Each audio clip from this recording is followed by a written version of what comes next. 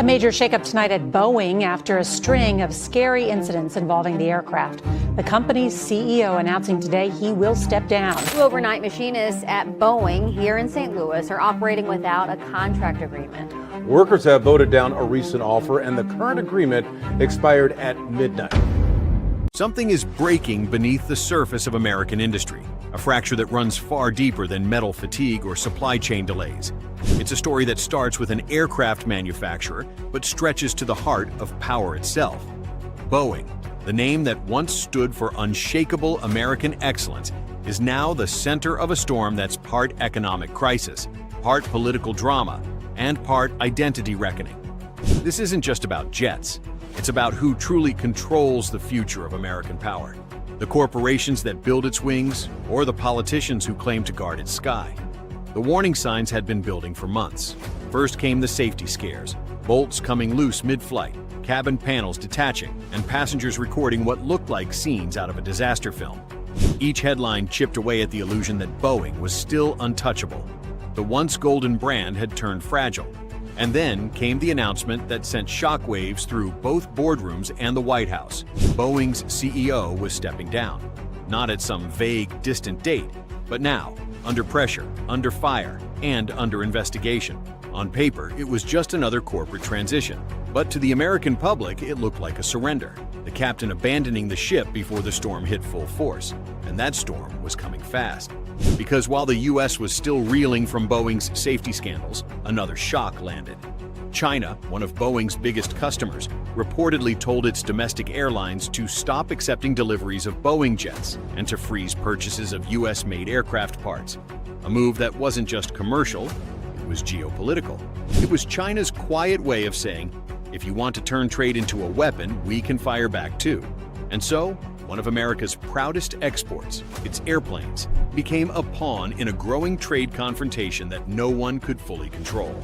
A single decision in Beijing rippled through factory floors in Wichita, Everett, and St. Louis, where workers were already on edge. Union contracts had expired, wage talks had stalled. The people who built America's wings were suddenly left working without an agreement, wondering if their jobs were the next to fly south. And then the rumors turned real. Boeing was exploring moving part of its aircraft production to Mexico. What might have been a cost-saving strategy in any other decade instantly exploded into a political earthquake.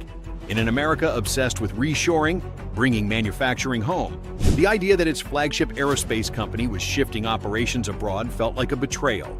The president's response came like a thunderclap.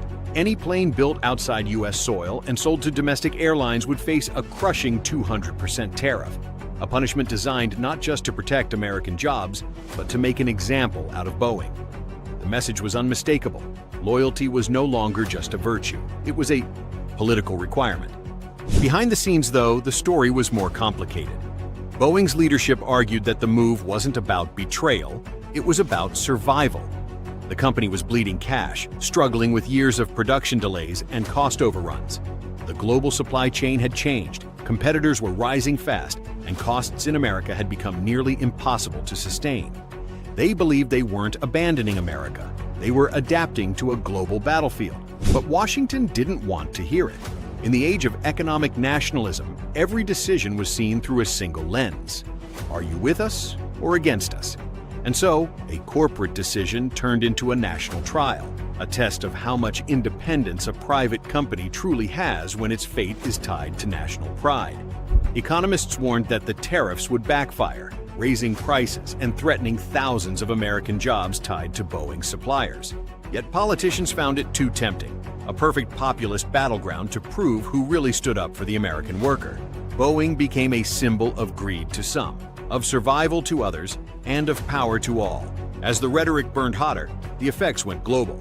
China hit back with tariffs of its own, 125% on U.S.-made planes. Deliveries worth billions froze overnight. Brand new jets sat idle in hangars, their futures hostage to politics. Supply chains collapsed into confusion, and through it all, Boeing's leadership tried to project calm. They redirected aircraft meant for China toward Latin America and Southeast Asia, markets still hungry for growth and less poisoned by politics. It was a gamble, risky, desperate, and yet oddly defiant. By early 2025, against all odds, Boeing started to recover. Deliveries rose, revenue climbed. The company even forecast positive cash flow for the first time in years. But the recovery came with a bitter taste. The very markets Boeing had once relied on, America and China, were now cold to it. Airlines in Europe were turning to Airbus, while emerging economies weighed whether political stability outweighed technical performance. And while Boeing clawed its way back into financial relevance, its reputation remained under siege. Safety concerns haunted the brand like ghosts that refused to rest. The memory of the 737 MAX crashes, the door plug blowout, and the string of mid-air incidents kept resurfacing. In every airport lounge, the words Boeing and safe no longer lived comfortably in the same sentence. In a business built on trust, that's the deadliest wound of all. Meanwhile, in Washington, the narrative deepened. Lawmakers began asking an uncomfortable question. How global should a company that builds the president's own aircraft, Air Force One, really be? Boeing wasn't just a manufacturer. It was a defense contractor, a strategic partner, a symbol of technological supremacy. Could America afford for its most vital aerospace company to spread its production across borders? Or was this globalization taken too far? Those questions turned Boeing into a political Rorschach test. To some, it was the victim of a government overreach, punished for trying to stay competitive. To others, it was the villain, proof that corporations would sell out their own country for profit if no one stopped them. The truth, as always, lived somewhere in the uncomfortable middle. Boeing was both a business fighting for survival and a national icon struggling under the weight of expectations it could no longer. And all of this, every headline, every tariff, every angry speech, stemmed from one private phone call between the President of the United States and Boeing's CEO.